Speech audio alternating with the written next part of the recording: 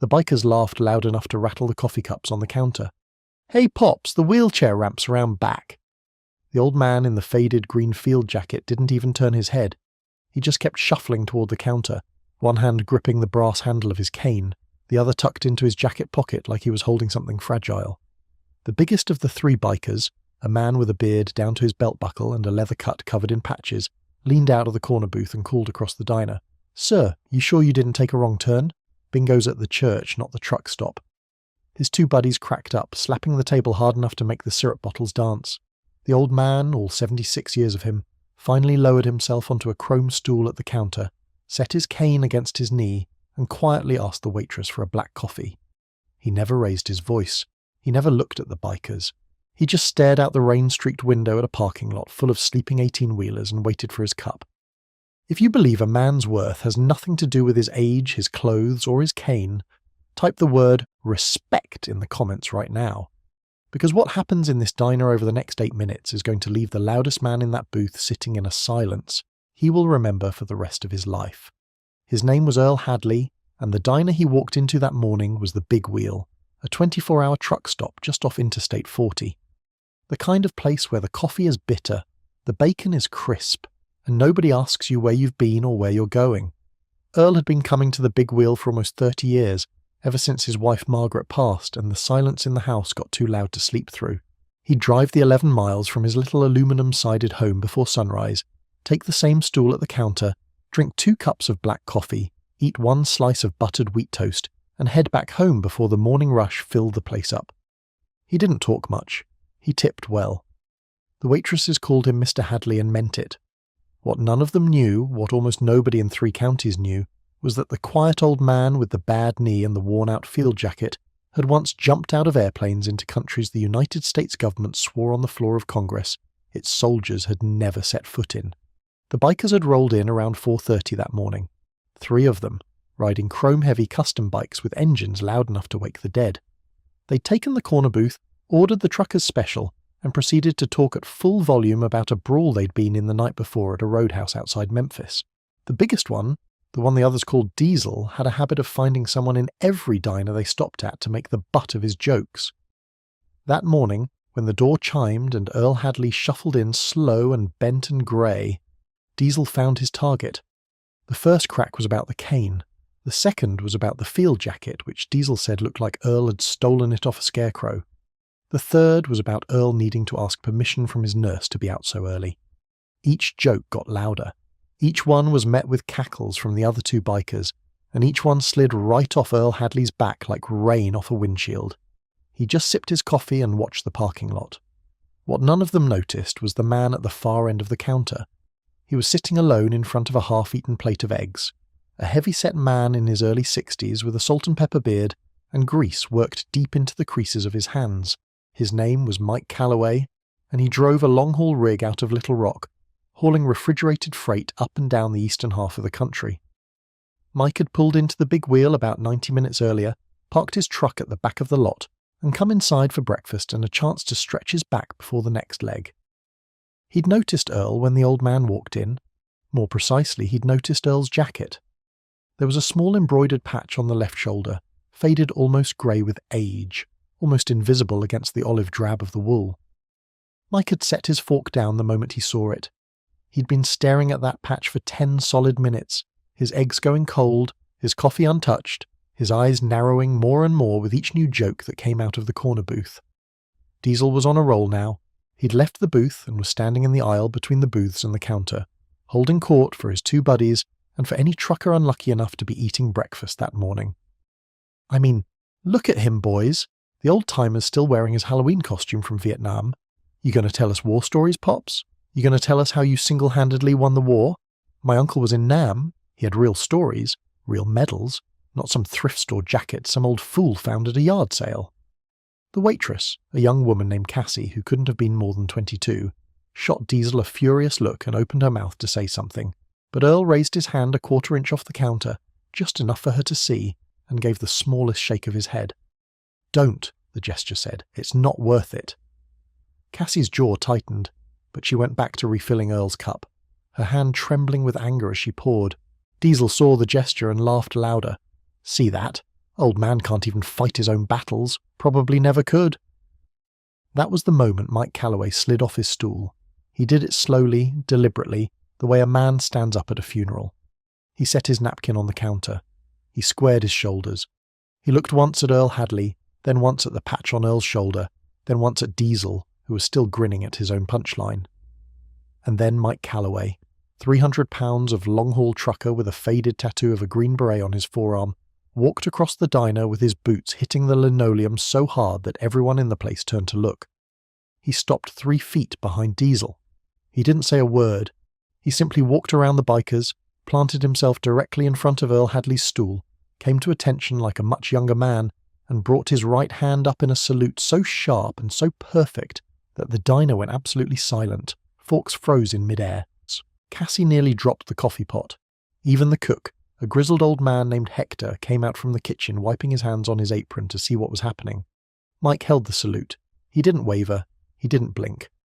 "Sergeant Major Hadley," Mike said, and his voice cracked on the second word. "I don't know if you remember me, sir.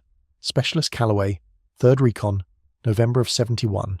You pulled me and 4 other men out of a rice paddy across a border that didn't exist, on a mission that never happened, in a country we were never in. I was 19 years old.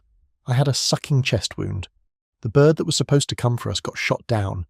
You walked 31 kilometers through enemy territory carrying me on your back because you said you don't leave anyone. I have spent 55 years looking for you to say thank you. I am not letting another minute go by." He still hadn't lowered his salute. Earl Hadley turned slowly on the stool. He looked at the trucker's face. His own face, which had been so calm, so empty all morning, began to change. The eyes filled first. Then the mouth trembled. Then his hand, the one with the liver spots and the trembling pinky, came up slow and shaky and returned the salute. "I remember you, Mike," he said softly. "You were lighter than you are now." You could have heard a pin drop in the big wheel diner. Diesel's grin had vanished. His 2 buddies in the booth had gone the colour of skim milk. Cassie was crying openly. One hand pressed to her mouth, the coffee pot still clutched in the other. Hector the cook crossed himself. Mike Calloway lowered his salute, but he didn't sit down. He turned, slow and deliberate, to face Diesel and the 2 bikers. His voice was quiet now, but it carried like a rifle shot. "The man you've been calling Pops for the last 20 minutes, he said. "Served 3 tours in a unit you have never heard of, doing things you will never read about, in places your government still pretends American boots never touched. He came home with 2 silver stars, a Distinguished Service Cross, and a Purple Heart with 2 oak leaf clusters. He came home and put it all in a box and never spoke of it, because the men he served with mostly didn't come home at all. He has more honour in the cane he's leaning on than the 3 of you have in your entire bodies, and you have been making jokes about his jacket." Diesel opened his mouth, closed it, opened it again. Nothing came out. The bearded biker who had been laughing the loudest 5 minutes earlier was now staring at the floor like he was hoping it would swallow him whole. The smaller of the 3 got up from the booth and walked without a word straight out the front door. He didn't even wait to pay for his breakfast. The 3rd biker, a younger one with hollow cheeks and nervous eyes, slowly slid out of the booth and walked over to where Earl Hadley was sitting. He stopped about 6 feet away. He didn't know what to do with his hands. Finally he said, "Sir, my dad was in the army. He died last year. He would have wanted me to." He couldn't finish the sentence. Earl looked at him with those wet old eyes and gave the smallest nod. "It's all right, son. It's all right." The young biker turned and walked out of the diner, and from the window everyone could see him standing in the parking lot beside his motorcycle, his shoulders shaking. That left Diesel. Big Diesel, who had walked into that diner like he owned every inch of it. He was standing in the middle of the aisle now, and he looked smaller than he had 10 minutes earlier, like the air had gone out of him. He took one heavy step toward the counter, then another. Earl Hadley watched him come, his face calm, his coffee cup still steaming in his hand. When Diesel was 3 feet away, the big biker dropped his eyes and said, in a voice you could barely hear, "I didn't know, sir. I didn't know." Earl Hadley took a long sip of his coffee. He set the cup down. He looked up at the man who had been mocking him and said gently, "Son, that's the whole point. You're never going to know. Not by looking. Not at me. Not at the next old man you see. Not at anybody. That's why my generation taught yours to be polite to strangers, because you're never going to know what they carried, so you could stand there and laugh in a warm diner at 5 o'clock in the morning. Diesel's mouth worked. A tear, a single one, rolled down into his beard. He nodded once. He turned. He walked out without another word. The Big Wheel diner stayed quiet for a long time after the bikers left. Mike Calloway sat down on the stool next to Earl, and the two old soldiers drank their coffee together in the kind of silence that only men who have shared the worst day of their lives can share. Cassie brought them both fresh cups without being asked on the house, and slipped a slice of warm pie in front of each of them. Hector came out of the kitchen and shook Earl Hadley's hand with both of his. A trucker 2 booths down, a man named Ray, who had been quietly listening to the whole thing, stood up, walked over, and laid 5 $20 bills on the counter beside Earl's plate. "Your breakfast is paid for here for the rest of your life, Sergeant Major," he said. "I'll make sure of it." One by one, every trucker in that diner came over. Some shook Earl's hand, some just laid $1 or 2 on the counter and walked away without a word. A young woman in a waitress uniform from the gas station next door, who had heard what happened, came running across the parking lot to bring Earl a fresh muffin she'd just baked. Earl Hadley finished his coffee that morning the way he always did, in 2 cups, with 1 slice of buttered wheat toast. But when he stood up to leave, the entire diner stood up with him. Mike Calloway walked him out to his old pickup truck, opened the door for him, and helped him in like a son helping a father.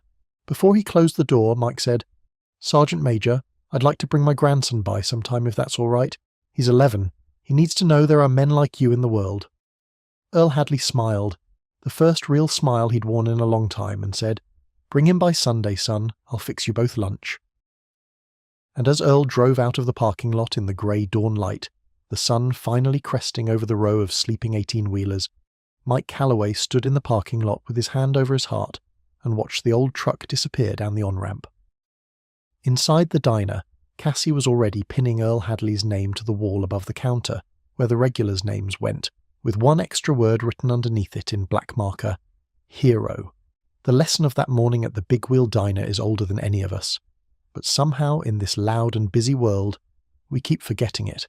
The old man at the counter, the woman pushing the cart through the parking lot, the quiet man in line behind you at the gas station. You don't know what they've done. You don't know what they've survived. You don't know whose life they saved or what they gave up so that you could stand there in a warm diner before sunrise and order a hot breakfast in a country safe enough to sleep in. The men of Earl Hadley's generation didn't ask for parades. Most of them came home to silence and built quiet lives in small houses and never told anyone what they had seen. They are walking among us right now, leaning on canes, wearing faded jackets, ordering black coffee at counters all across this country, and one day soon, the last of them is going to be gone, so the next time you see an old veteran, no matter what he looks like, no matter how slow he moves, give him your seat, hold the door, look him in the eye and say 2 words: thank you. If this story moved you, if you believe every old soldier deserves to be treated like the hero he is, subscribe to this channel right now and share this video with someone who needs to hear it.